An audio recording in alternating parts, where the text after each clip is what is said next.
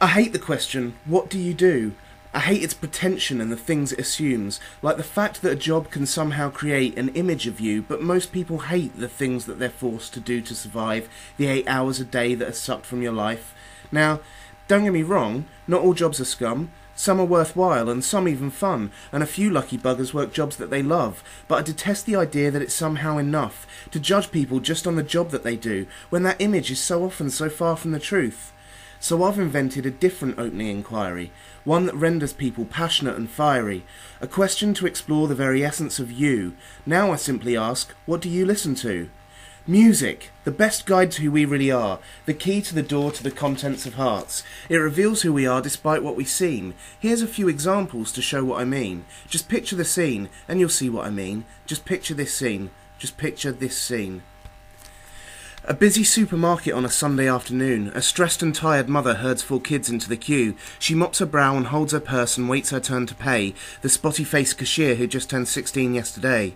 He slowly fumbles barcodes with a teenage sense of loss, wary of the watchful eye of his worse-than-Hitler boss. The boss is pacing up and down, purposeful his gait, desperately eager to punish any mistakes.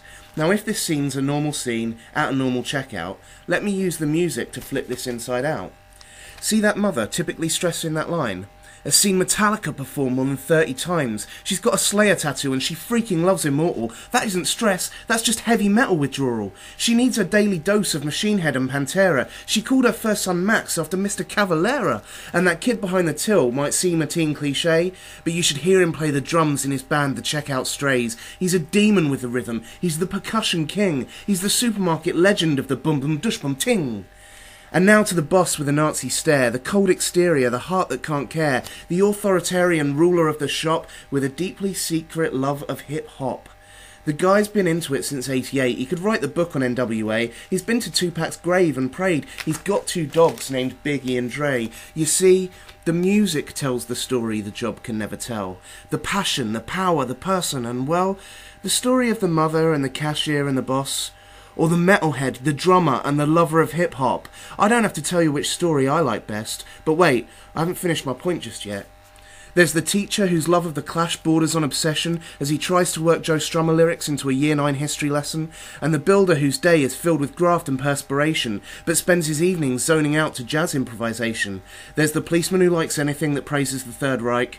Well, they're not all surprising, some stay true to type. But consider the nun with a passion for new wave, or the bank manager counting down to Friday's techno rave. Think about the fireman who cries when he hears the Smiths, or the well-presented waiter hooked on Black Sabbath riffs. The punk rock dad, the orchestral child, the secret of headphone wearers' smiles. So the next time you're tempted to ask the obvious question, think for just a second of what I've mentioned. Asking what job is cliched and corny. Instead, let the music tell you a story.